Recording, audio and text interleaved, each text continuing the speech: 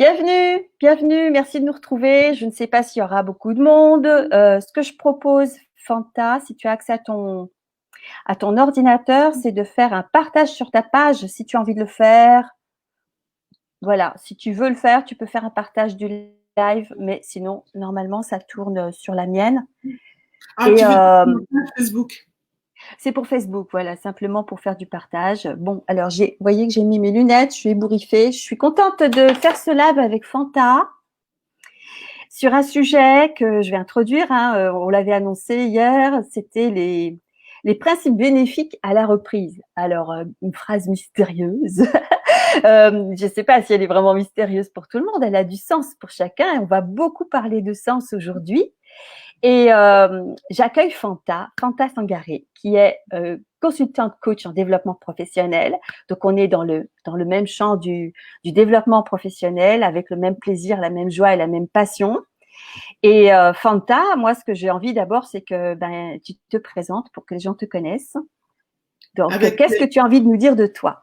Avec plaisir, Béatrice. Je vais commencer par te remercier de m'avoir invitée à ce Facebook Live. C'est une première pour moi. Donc, je t'en suis très reconnaissante. Un petit défi que je me lance là. Donc, on va voir ce que ça va donner.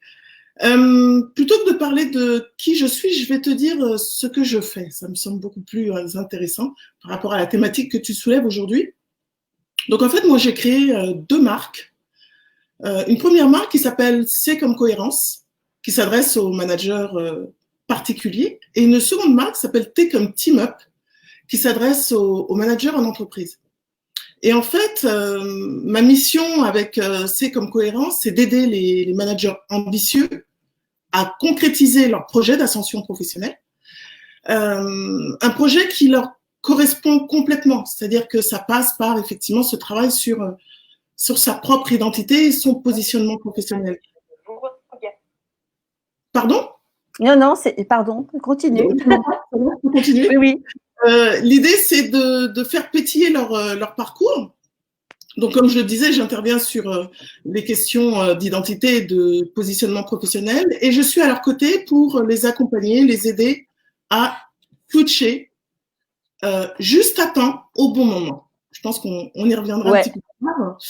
Et puis, avec la deuxième marque, T comme Team Up, j'accompagne dans la durée des dirigeants, des managers d'organisations à taille humaine et leurs collaborateurs à faire équipe autrement pour que l'écologie de chacun soit respectée et produise une efficacité collective durable au service de la mission de l'entreprise. Ouais. Donc, tu l'as bien compris, je suis fan de relations humaines, je suis fan de relations à soi, je suis fan de relations aux autres. Moi, ce qui me plaît vraiment, c'est effectivement d'aider les individus et notamment les managers et les équipes à trouver du sens et du plaisir à ce qu'ils font. C'est génial, ouais, bien sûr. Souvent, d'ailleurs, juste pour aller jusqu'au bout, une question parfois de survie. Oui, c'est vrai que quand on voit un peu les ambiances et les états que vivent les personnes dans l'entreprise, et même les entreprises elles-mêmes en tant qu'égrégore, des fois on se pose des questions sur vraiment le fait d'être limite en survie. Je suis complètement d'accord. Alors, écoute, moi, je t'ai posé ce petit challenge de parler de la reprise parce que on est en période de déconfinement, mais tu vois, je sais pas, mais je pense que tu le ressens comme moi. Ça n'a pas l'air d'être un déconfinement complet. On ne sait pas vraiment. C'est une espèce d'entre-deux. Moi qui me questionne, je voulais savoir ce que toi tu ressentais par rapport à ça. Si tu me le permets. Ah, bien sûr. Quand tu m'as proposé de faire ce Facebook Live avec toi sur ce sujet, la thématique telle que tu l'as écrite m'a interpellée et m'a poussée. Alors, je rappelle l'intitulé, les principes bénéfiques à la reprise. Ok, c'est comme ça que je l'ai lu. La première chose que j'ai faite, je suis allée chercher mon dictionnaire. Et j'ai recherché les termes de chaque expression. Ouais. Parce que je pense que là, on vit effectivement une période où, dans laquelle ces termes ont peut-être une connotation particulière selon la situation que l'on vit. Tu vois? Mais oui. Et ben, on va commencer par le mot principe. Tu sais, moi, je suis très attachée aux mots et à leur sens. Mettons-nous d'accord, si tu veux bien, Béatrice, sur ce que recouvrent ces termes-là. Premier terme clé, tu utilises le terme principe. Alors, je suis allée dans le dictionnaire et la définition que donne le Larousse dit c'est une base sur laquelle repose l'organisation de quelque chose ou qui régit le fonctionnement. Okay. Autre définition, un principe est une hypothèse qui sert de base à un raisonnement qui définit un mode d'action. Ok. Ok. Donc là, la question que je me suis posée tout de suite, c'est et s'il y avait une réponse par individu, s'il y avait une réponse par situation sur cette notion de principe? Mais c'est bien, c'est une bonne question, justement. Et justement, ça nous emmène à savoir si cette reprise-là, qu'est-ce qu'elle représente pour tout un chacun? Est-ce qu'on peut faire une généralité? Parce que moi, j'ai l'impression que les médias, elles ont tendance à généraliser. Moi, je me sens pas dans une reprise ou un déconfinement clair et net. Il y a une forme de retenue, par exemple. Tu vois, je me dis, c'est pas tous les magasins ne sont pas ouverts. On n'y est pas hein, dans le déconfinement pour moi. De quelle reprise parle-t-on? Et de quelle reprise? J'y venais. Et donc, du coup. Effectivement, c'est le troisième terme. Allons-y, mais qu'est-ce que toi, tu as envie de voir? Qu'est-ce que toi, tu captes à travers ce terme-là? Qu'est-ce que ça représente pour toi, cette notion de reprise? Mais en Dans fait, le contexte où l'on vit, bien entendu. Hein. Pendant le confinement, j'ai ouvert un espace à mes contacts, à mes clients, un espace de mentorat, un espace de conseil, un espace d'écoute, leur permettant de me contacter pour effectivement me partager ce qui se passe pour eux. Et en fait,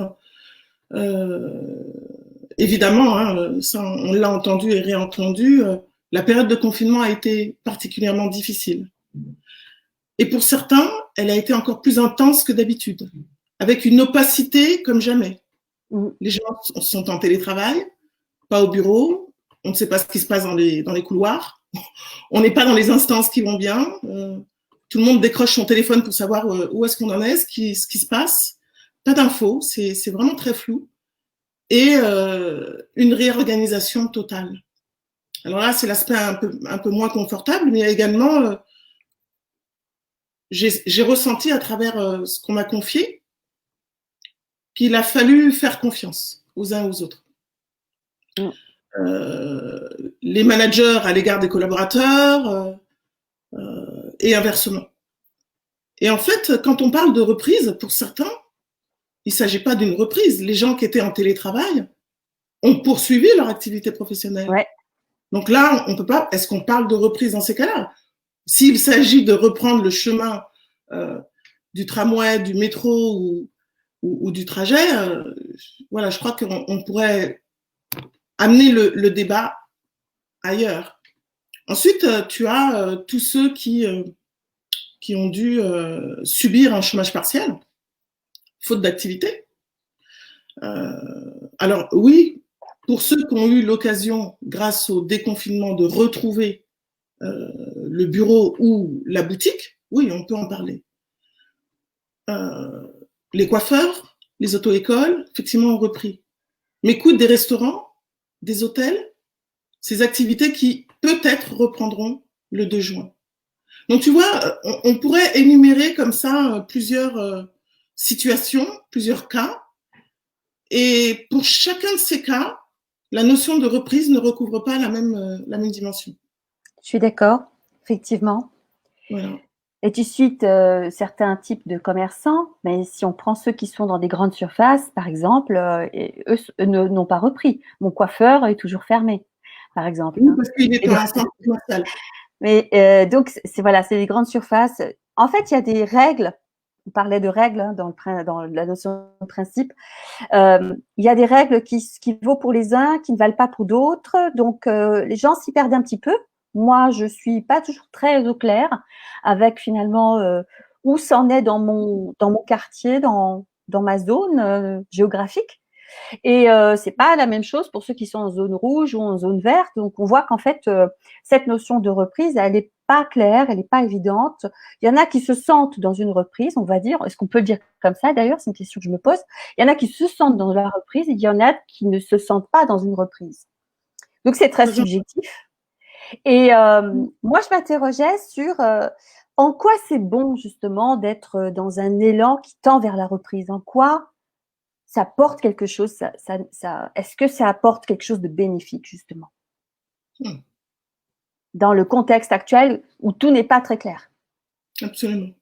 Alors, tu utilises ce deuxième mot dans ton expression, hein, principe bénéfique à la reprise. Bénéfique, quand j'ai regardé de plus près sa définition, bon, c'est assez simple hein, comme terme, hein, ce qui est bon pour soi, ce qui fait du bien. La question que je me suis posée, c'est pour qui? Pourquoi? Pour les individus? Pour l'entreprise?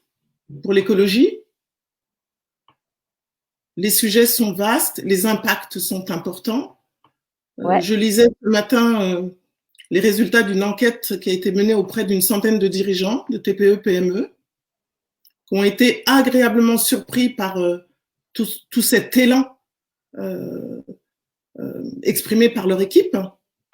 Adaptabilité, agilité, résilience, une énergie de folie et en même temps une décadence dans le chiffre d'affaires, des inquiétudes sur les perspectives d'évolution de chiffre d'affaires. Donc, principe bénéfique, pour certaines entreprises, ça va être très, très, très compliqué. Oui. Mais et quand on aborde cette question-là, moi, j'ai pas la prétention d'avoir les réponses à toutes les questions qu'on peut se poser à travers ce sujet-là, parce que les situations sont extrêmement diverses et complexes. Et oui, on peut effectivement encourager à la reprise, se donner des règles de fonctionnement pour reprendre correctement. Malheureusement, et je suis une optimiste de nature, les perspectives ne sont pas si encourageantes. Donc, comment trouver ce juste milieu? Peut-être faire preuve d'empathie également à ces personnes qui risquent de se retrouver en difficulté demain. Oui. Moi, je sais que tu m'entends? Oui, je t'entends, je t'entends. Oui, je sais que quelques-uns de mes contacts m'ont confié, c'est une expression très forte par rapport à leur propre vie professionnelle. Fanta, je ne veux plus continuer comme ça, c'est indécent, c'est immoral. Alors, par rapport à quoi il disait ça? Rythme de travail, pression. Retourner dans les habitudes qu'il vivait jusqu'à présent, reprendre, hein, reprendre ce qu'il vivait. En fait, il y a un décalage aujourd'hui. Il y a des prises de conscience qui provoquent un décalage, un rythme qu'ils ne sont pas prêts à reprendre aussi facilement. Et grâce ça nous emmène sur l'individu, ça nous emmène, tu vois, parce que tu parlais tout à l'heure des entreprises, de la situation, mais là, on descend plus au niveau de l'individu, de la personne, du salarié, du partenaire, du fournisseur, de la personne qui est l'individu qui fait entreprise, d'accord? Et du coup, c'est là où ça se joue davantage, parce que moi, je vais t'avouer que la problématique financière et la situation, l'embarras des entreprises dans l'aspect économique et financier des choses, pour moi, c'est pas le cœur de la problématique. Pour moi, c'est les individus, c'est comment ils vont transformer les choses ou comment ils vont refaire ce lien dans l'entreprise, dans leur travail, dans leur activité professionnelle pour y trouver un bénéfice. C'est ça qui se questionne chez moi, par exemple. Ouais, j'entends ce que tu dis et j'entends aussi ce qu'on m'a confié, la peur d'être débarqué. Ouais. Les prises de conscience, voilà, les prises de conscience mettent le doigt aussi sur la peur du lendemain. c'est que va-t-il se passer? Je parlais de cette opacité au sein de l'entreprise. Les gens n'ont pas les infos, les gens ne savent pas ce qui va se passer. Des licenciements sont en cours, des réorganisations sont en cours. Peugeot, PSA a annoncé il n'y a pas très longtemps que pour une certaine partie des salariés, il serait possible de poursuivre le télétravail. 2 jours semaine, 3 jours semaine. Tu vois l'impact que ça peut avoir. Donc, oui. si effectivement, j'ai appris que Uber avait remercié 3000 personnes. Enfin bref, oui. Voilà. Sans être alarmiste, j'entends bien qu'il est temps d'humaniser, ok, les choses, mais il y a également cette peur du lendemain, la peur de perdre son emploi, la peur de manquer sans doute. Et je pense que c'est important de l'accueillir aussi. Est-ce qu'on peut dire, oui, voilà, il y a un temps de latence, il y a un temps d'accueil, mais du coup, ce que je me dis, c'est que cette reprise-là, finalement, ne se fait pas dans des conditions normales, en fait, quelque part. C'est une reprise. Il n'y a pas, pour moi, il n'y a pas, en fait, si tu veux, si je vais clairement dire les choses, il n'y a pas un retour à la normale, puisqu'on n'est pas dans un retour normal. On n'en est pas là du tout. Donc, c'est impossible. Même d'ici septembre-octobre, il n'y a pas un retour à la normale. Alors, cette reprise telle qu'elle est, qui n'est pas un retour à la normale, c'est dans les propos, c'est intéressant. Du coup, moi, je m'interroge, c'est qu'est-ce qu'on peut en tirer comme bonne chose, comme bénéfice, comme avantage? Qu'est-ce qu'il y a de bon dans ce qui va se reprendre? Tu dis bien dans ce qui va se reprendre. Ouais. Moi, j'ai le sentiment qu'on est encore dans cette ambiance, on est encore en train de savourer les effets du confinement. Comme on parlait de... Ça me semble encore décalé. Ça me semble un peu tôt. Alors, on peut rêver, hein. Mais des rêves sans objectif, moi, j'y crois pas beaucoup. Ouais. Alors, bon, c'est génial parce que tu me rejoins, en fait. Tu vois, plus je t'écoute et plus tu me rejoins. C'est que moi, honnêtement, du coup, je commence à me dire, mais il n'y a pas de reprise en ce moment. C'est pas une reprise, ça. On accuse le coup, en fait, de la situation qu'on vient de vivre pendant ces mois de confinement. Et là, tu vois, c'est comme accuser le coup, hein. Il y a comme un état de choc quelque part. Même s'il y a eu des prises de conscience en période de confinement, il y a ce retour progressif, lent, clair pour les uns, moins clair pour les autres, qui fait qu'on est quand même dans une forme d'état de choc, de se dire mais waouh, tellement de choses ont changé. Et en tout cas, ma situation, que je sois salarié ou que je sois indépendant, elle n'est plus comme avant. Et dans toute phase, tu sais, de deuil, dans ces passages-là, il y a à sortir peut-être d'un déni ou d'un frein ou d'une résistance pour traverser ça et passer dans l'acceptation. Tu vois, la courbe du deuil, hein, qu'on connaît bien dans nos accompagnements, pardon. Et je me dis, voilà, certains vont se situer encore en résistance, d'autres dans un déni ou faire comme si tout était comme avant, tu vois. Donc, on va rencontrer des stades différents dans la plupart des personnes, hein. Ça va pas être le même stade. Et donc, ça, c'est intéressant d'un point de vue d'accompagnement, puisque tu es coach comme moi, et moi, j'accompagne les collectifs aussi, et je me dis, ils vont pas tous être au même endroit. Et je trouve, exactement, et ça, c'est super important de le souligner.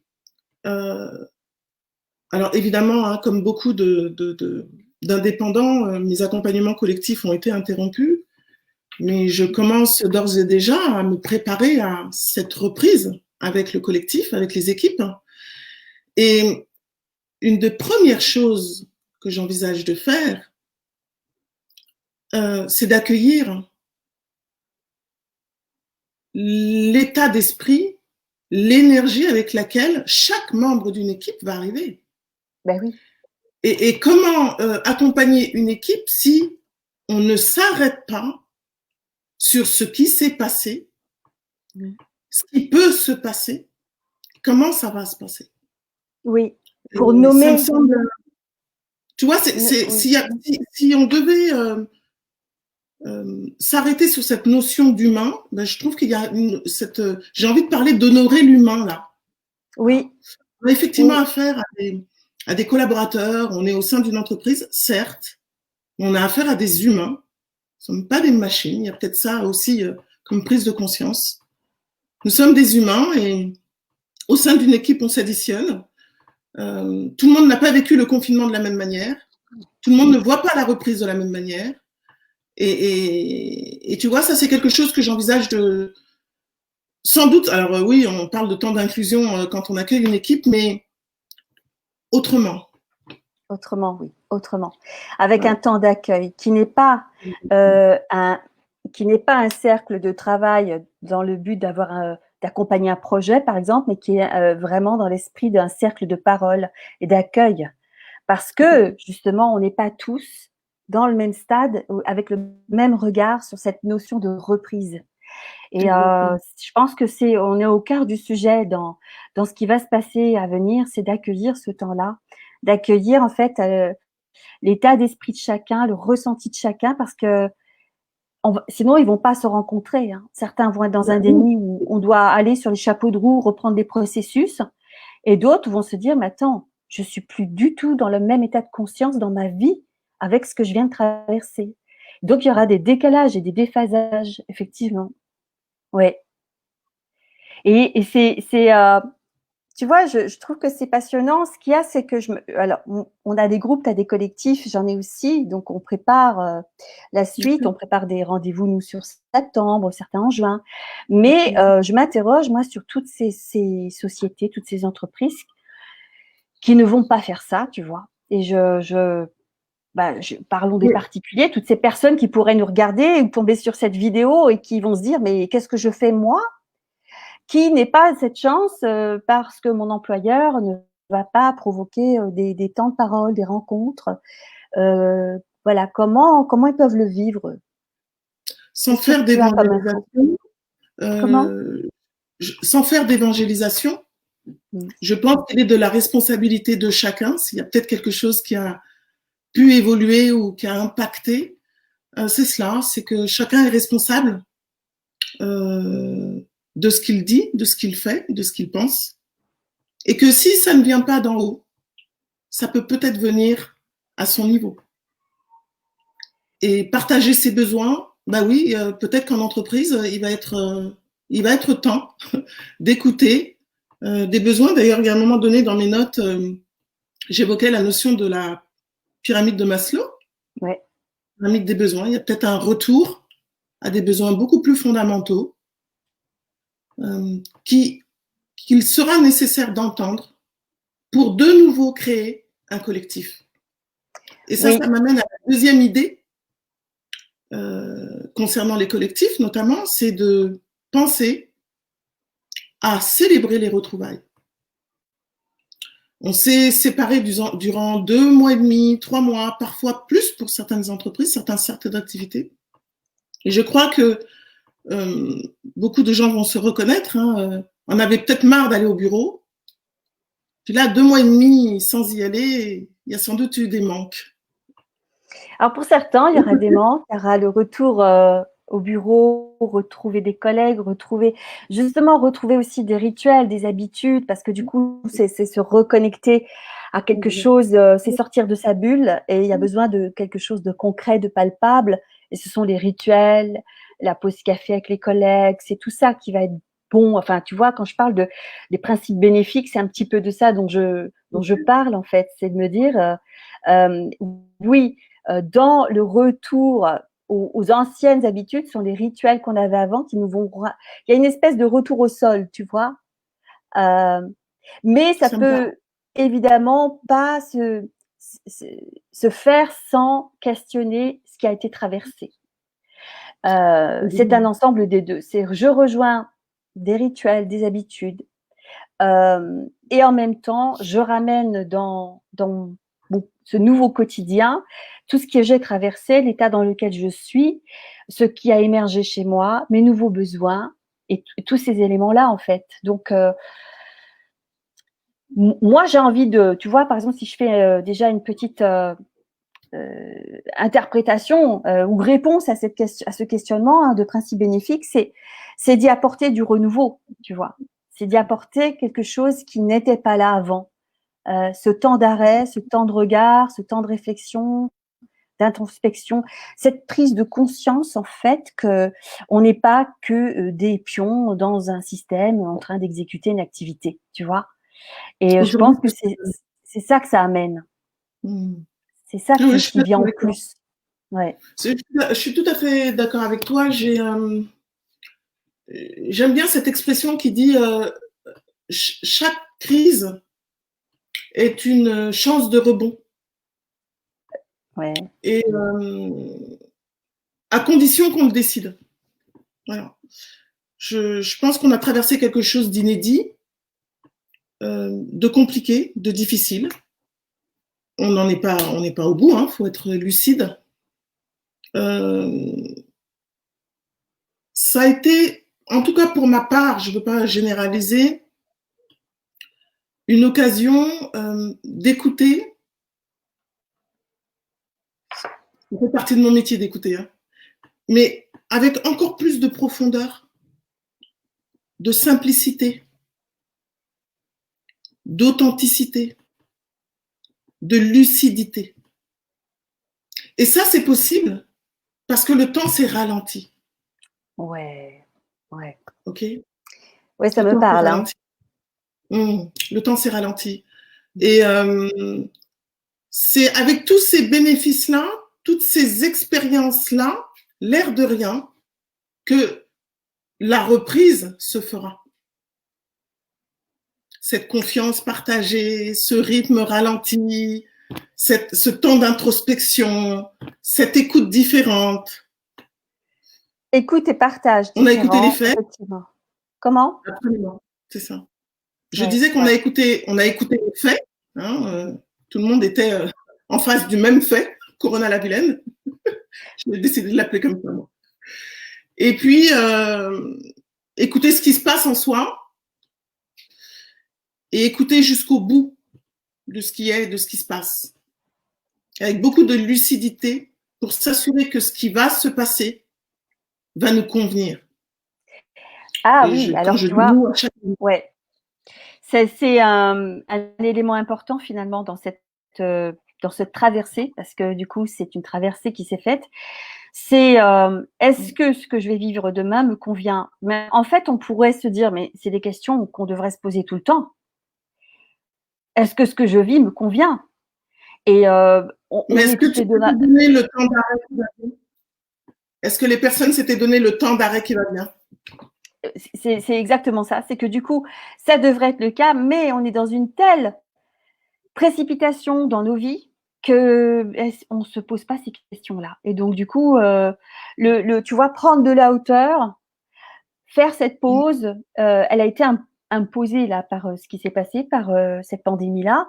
Et donc du coup, il n'y a pas eu de recul possible face à cette émergence-là, en fait, pour chacun. C'est pour ça que ça a beaucoup bousculé les esprits et que des personnes ont eu des états d'âme très, très bousculés, en fait. Donc oui, je pense quand même que certains voudront, à mon sens, hein, je fais une hypothèse, mais ça c'est que mon idée à moi, certains voudront retourner vite dans les habitudes parce que ça les sécurisera. Et certains autres se diront, tu sais, les deux fers, en disant non, moi j'ai des choses à changer parce que là je peux plus retourner dans ce que je vivais avant. Tu vois, j'ai l'impression qu'il y aura les deux types de mouvements.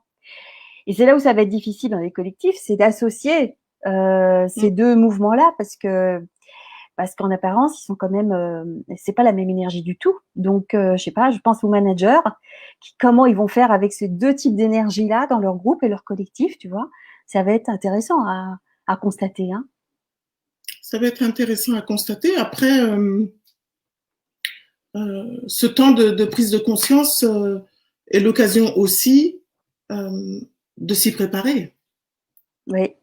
De décider de s'y préparer ou de subir. C'est un choix.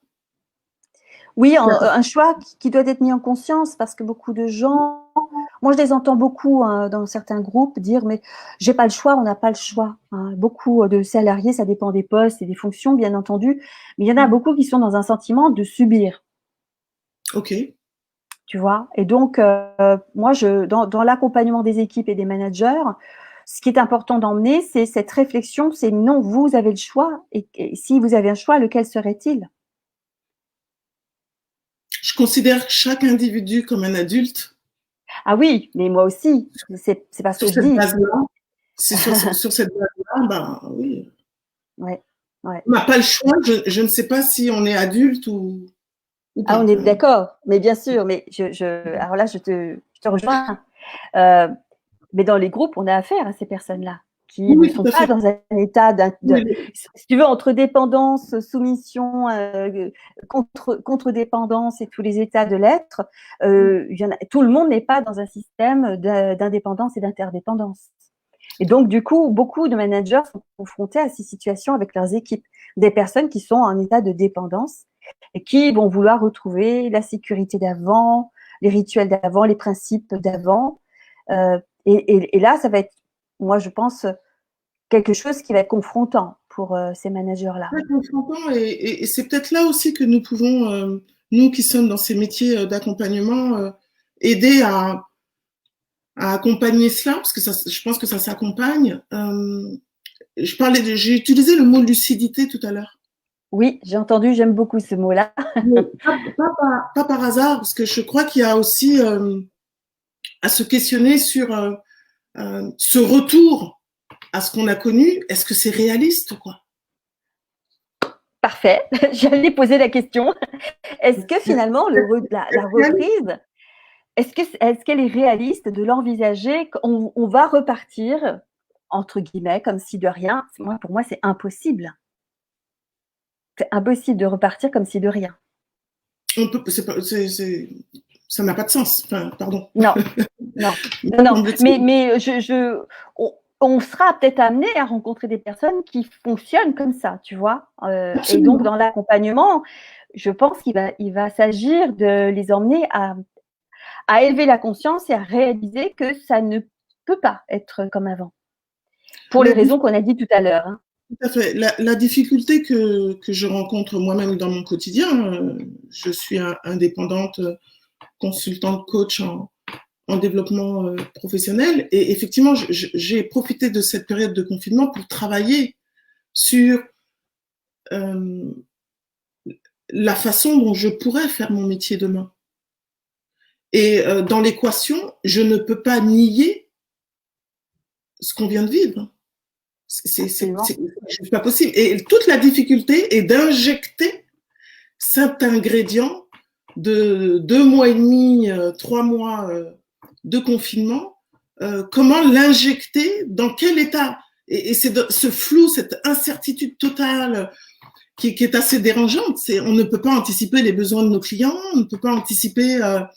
Eux-mêmes ne savent pas à quoi ils vont être rendus, tu vois. Et et c'est là qu'il y a toute une subtilité à avoir, revenir aux fondamentaux, à l'humain, à cette capacité d'écoute, à écouter même ce qui n'est pas dit. Hein. Et c'est en cela que ça peut être très excitant. Encore faut-il réussir à les capter pour justement embarquer ce genre de discussion. C'est ça qui n'est pas toujours évident, mais je te rejoins parfaitement. Il y a vraiment cette prise de hauteur, ce regard, ce qui s'est traversé, qui de toute façon va emmener. Tu vois, je pensais à l'enjeu dans ce que tu disais, c'est le mot enjeu qui m'est venu. C'est les enjeux ne sont plus les mêmes parce que il y a l'enjeu stratégique de l'entreprise, tout ce qu'on veut, très bien, mais chacun s'inscrit dans un système avec ses propres enjeux personnels et c'est ça qui, à mon avis, a bougé. Et donc, comme l'enjeu personnel n'est plus le même, ça va forcément avoir un impact systémique dans ce qui va se vivre demain. sans doute. Moi, je trouve que ça va être passionnant. Enfin, je sais pas. Moi, je pense que tu le penses comme moi, parce que si tu fais ce métier, c'est pas par hasard non plus. Hein. T'aimes les collectifs aussi, t'aimes la transformation. Donc moi, je trouve ça mais passionnant au possible, parce que beaucoup de choses vont se transformer, beaucoup de choses vont émerger. Ça va, je pense, même nous dans notre métier, nous challenger pour être en capacité de vraiment d'être dans une acuité d'écoute, de capture des ressentis. Ça va être un challenge, moi, je trouve. En tout cas, moi, je suis très optimiste comme toi, et je pense que ça va donner des choses, à mon avis, ça va permettre de faire émerger des choses bénéfiques, tu vois. Et là, je Je, reviens sur le terme bénéfique. je pense aussi, bon, j'ai mes propres réflexions hein, sur la façon, je crois même que dans la façon d'aborder, d'approcher les entreprises sur ces questions-là, il va falloir, j'ai employé un terme un peu bateau, mais innover. Il va falloir aborder les choses différemment. Oui, oui, oui. Bah, innover, est-ce que ce serait pas finalement parler plus avec le cœur, ou aller plus au fond du cœur et tout simple. Enfin, quelque part, ce serait bizarre de dire on innove, on parle plus avec le cœur. Étrange, parce que c'est comme si c'était un peu absent avant. Alors qu'on accompagne l'humain quand même. Hein. On accompagne l'humain. Ouais. On parle d'authenticité, on parle de parler vrai, on parle Ouais. Aujourd'hui, c'est recherché. On parle même en business, on parle même de spiritualité, tu vois, ça rentre dans les habitudes de langage. Ça commence à rentrer dans les habitudes de langage. Je l'entends de la part de dirigeants. Donc, oui, il y a des choses qui se passent. Il y a des choses qui se passent. Il y a de la transformation. Oui, j'espère dans le bon sens. C'est ce que je pense aussi. En tout cas, c'est ce à quoi j'aspire. Je l'invite, tu vois, je l'invoque aussi, parce que je pense que c'est nécessaire si on veut que la société se transforme dans un sens qui inclut au lieu qui exclut. C'est l'appel à notre part d'humanité. Moi, je faisais il y a à peu près plus d'un an de ça, je ne sais plus, une conférence sur le thème de réhumaniser l'entreprise. Il n'y avait pas grand monde, c'était un peu barbare. Même si ça semblait beau sur le papier, je sentais que dans la salle, c'était encore loin dans l'esprit des gens. Et aujourd'hui, je trouve que ça l'est peut-être moins. Voilà ce qui me semble. C'est que la notion d'humanisation, elle commence à se toucher du doigt de manière plus concrète. On verra, hein, mais tu le sens comment, toi ? Oui, confie-moi quelque chose, confie-moi des choses. Je travaillais pour un Big Four. Je travaillais pour un Big Four il y a quelques années. Et une des raisons pour lesquelles j'ai décidé de sortir de cet environnement-là, c'est ce que tu évoques, c'est cette dimension humaine. Alors les Big Four, hein, 5 à 7 000 salariés, on fonctionne tous comme des pingouins, enfin, ça file tout droit. C'est encore dans beaucoup d'endroits, même pas forcément les Big Four. Hein. Oui, mais je te parle de ma propre expérience. Et tu vois, j'avais besoin d'aller toucher ce qui me semblait profondément juste, l'épanouissement de l'individu. Moi, j'ai été manager au sein de ce Big Four, et j'ai été régulièrement contactée par mes collègues, par mes pairs, par des collaborateurs. On se retrouvait à la cafette au rez-de-chaussée parce que la partie humaine de l'individu n'était pas entendue, écoutée.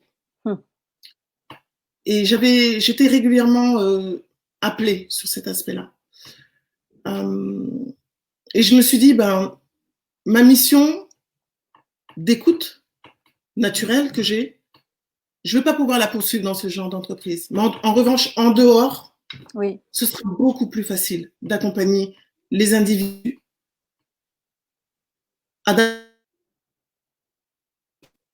et à retrouver une position plus juste, plus honorable pour leur développement personnel. Alors, et pourtant, on parle de développement professionnel, mais qui nécessairement a un impact sur ce que tu es. Ouais. Devenir. Ouais. Je pense que dans l'accompagnement professionnel, on touche beaucoup le développement personnel. Hein. Ça, ce serait un peu se voiler la face si on voulait pas le reconnaître. Moi, c'est ce qui m'a amené. Ce que tu dis là, je l'ai vécu aussi par rapport à certains groupes. Et puis moi, j'accompagne dans l'administration, donc c'est déjà un petit peu différent des entreprises privées. Parce qu'il y a un gros historique de hiérarchie, d'establishment. Et j'ai ressenti cette difficulté à pouvoir toucher l'humain, si tu veux, là où c'était essentiel pour moi que la transformation se fasse, parce que c'était là où ça se passait, hein, dans leurs problématiques. Et c'est ce qui m'a emmené finalement à ouvrir mon cabinet et à me positionner aussi pour le particulier, parce que je me suis dit, bon sang, mais il y a énormément de volontaires dans ces systèmes-là qui désirent changer des choses et qui souffrent de ne pas voir la possibilité que ça prenne matière dans leur environnement. Pour autant, ils ont besoin, eux, de trouver un espace pour cette transformation-là. Et donc, du coup, c'est ce qui fait que j'aime beaucoup l'accompagnement des particuliers, parce que du coup, c'est en dehors du système et il y a quelque chose qui peut se faire déjà là, beaucoup plus facilement. Je suis d'accord. Ouais. Tout à fait. Je suis d'accord. Écoute, est-ce qu'on a répondu à la question? Je ne sais pas. Qu'est-ce que tu en penses, toi? Les principes bénéfiques à la reprise, on a évoqué quand même pas mal de points et je pense que tu sais, il n'y a pas de réponse toute prête, toute établie à cette question-là. Je crois le sujet invite à chaque individu se poser la question par rapport à soi-même, par rapport à sa situation, par rapport à son environnement. Ouais. Tu sais qu'en coaching, oui. On n'arrive jamais avec des... non. On est d'accord? On est d'accord. La solution est en eux. Voilà. Et je pense qu'elle mérite effectivement une réflexion. C'est presque un sujet de philosophique. Hein. Ça pourrait être un sujet de philosophie. Oui. C'est un sujet d'introspection personnelle. C'est en quoi, voilà, quels sont les principes bénéfiques à la reprise pour moi. Et j'invite tout le monde. En fait, c'est ça que peut-être le message qu'on pourrait laisser, c'est posez-vous cette question. Quels seraient les principes bénéfiques pour vous à reprendre? Quelle reprise vous voudriez? Qu'est-ce qui serait bon pour vous? De quel espace de parole ou de quel type de besoin avez-vous aujourd'hui? Donc, c'est un petit peu ça, c'est d'inviter le questionnement à chacun et de pas se contenter de retourner dans un mécanisme sans se poser ces questions-là, sans se poser ça. Tu vois? Ouais, oser se regarder dans et se poser. Il y a des petites coupures, je sais pas si... Oui. Et il y a eu une petite coupure, je t'ai pas entendu. Oui, c'est vrai. Qu'est-ce que je disais? Je ne sais plus. C'est pas grave. Je ne sais plus. D'inviter chacun à se poser des bonnes questions. Oui, à se poser des bonnes questions, à se regarder dans le miroir et à faire le point sur ce qui est OK pour soi, ce qui l'est moins, et travailler sur ce qui l'est moins, de façon à ce que cette reprise se fasse, non dans le subir, mais en tant qu'acteur. Ah oui. Que ce soit sur le plan individuel ou au sein de son entreprise, ou quels que soient les domaines de vie d'ailleurs. Hein. Il y a évidemment la sphère professionnelle, mais il y a également la sphère personnelle. Hein, donc, eh bien, moi, je pense que on pourrait faire les mots de la fin. Hein, je sais pas ce que tu en penses. Ça me va. Si tu as envie d'en rajouter quelque chose sur ce point-là, je te laisse. Hein, on a encore du temps, hein, si tu veux. Hein. Je te remercie. Je serais ravie de...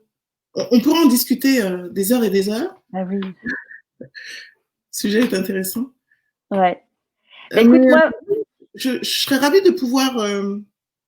je ne sais pas s'il y a la possibilité de récupérer les feedbacks des personnes qui ont assisté au Facebook Live. Ah ben, on va pouvoir, si, on pourra voir. Je sais que Véronique, là, nous dit, voilà, tu vois, j'affiche son message, fêter les petites victoires.